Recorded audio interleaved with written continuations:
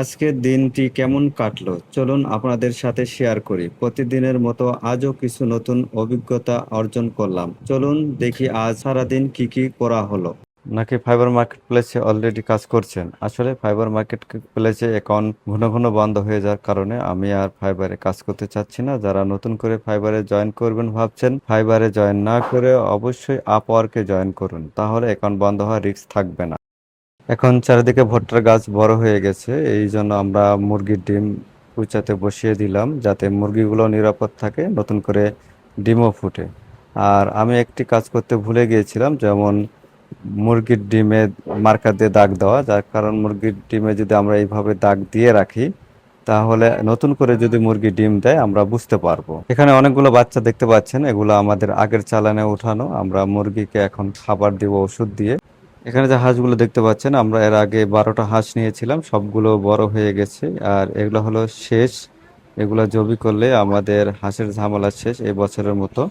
সামনের বছর যদি আল্লাহ বাঁচা রাখে তাহলে আবারও আমরা হাঁস নিব। আসলে বাড়িতে হাঁস পেলে খাওয়ার মজাই আলাদা। আমরা দুজন মিলে হাঁসগুলো পরিষ্কার করে নিলাম। একটি নতুন কাটিং বোর্ড আমরা তৈরি করলাম। আসলে হাঁসের গোশত অনেক শক্ত হয়, হাড় থাকে, বটিতে কাটতে অনেক সময় কষ্ট হয়ে যায়। এজন্য আমরা নিজেরাই একটি কাটিং বোর্ড তৈরি করে নিলাম। আর এখন দেখতে পাচ্ছেন আমরা আমাদের কাটিং বোর্ডেই হাঁস কেটে নেব। আসলে কাটিং বোর্ড থাকাটা জরুরি প্রতিটি বাড়িতেই। আপনাদের যারা হাঁস বা অনেক সময় বড় মুরগি কাটেন, অনেক সময় দেখবেন হাড় শক্ত হয়ে থাকে। বাড়ির আশপাশে ফেলে রাখা কাঠ ব্যবহার করবেন না গোশত কাটার জন্য, তাহলে জীবাণু আক্রান্ত করতে পারে। অবশ্যই ফ্রেশ কাঠ দিয়েই ব্যবহার করুন। আমরা অনেকদিন পর আমাদের ব্যাটারিটা চেক করে দেখলাম যে পানি শুকিয়ে গেছে।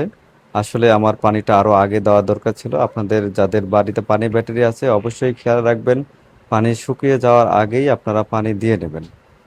এতে কি হবে, ব্যাটারি নষ্ট হওয়ার সম্ভাবনা কম থাকবে। আর যদি একেবারে পানি শুকিয়ে যায় তাহলে ব্যাটারি অনেক সময় নষ্ট হয়ে যায়। আমি এখানে ব্যাটারি নিয়ে ব্যস্ত আছি পানি দেওয়ার জন্য পরিষ্কার করে। আর এখানে দেখতে পাচ্ছেন আমার পোলাপান খেলা করছে।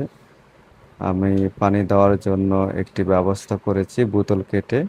এই যে দেখতে পাচ্ছেন, এখন আমি পানি ঢাললাম। আসলে অনেক সময় খালি পানি ঢালতে গেলে ব্যাটারির গা মেখে যায় বা পানি পড়ে যায়। এইভাবেই বোতল কেটে নিলে আপনাদের পানি পড়বে না।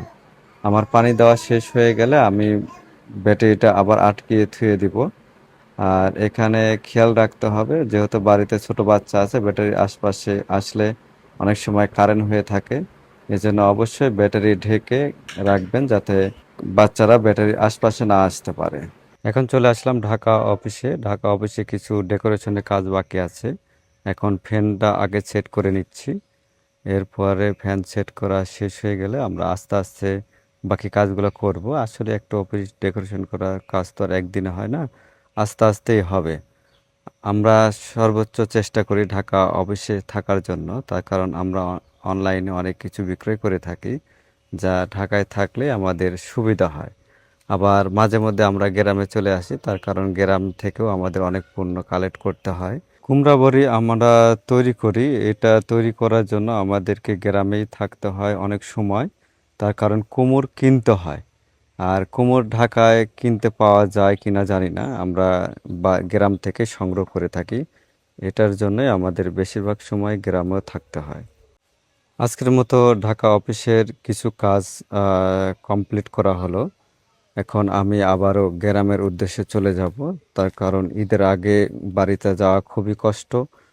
অনেক সময় সিট পাওয়া যায় না, টিকিট পাওয়া যায় না, এই জন্য আমরা এখন চলে যাচ্ছি গ্রামে। আমি এখন ট্রেনে আছি এইমাত্র। এখন দেখতে পাচ্ছেন আমি যমুনা সেতুর উপরে আছি ট্রেনে। ট্রেন থেকে আমি কিছু ভিডিও করে নিলাম যাওয়ার পথে। আর আস্তে আস্তে আমি চলে আসলাম আমাদের নাটোর স্টেশনে। এখন নাটোর স্টেশন থেকে চলে আসলাম বাড়িতে।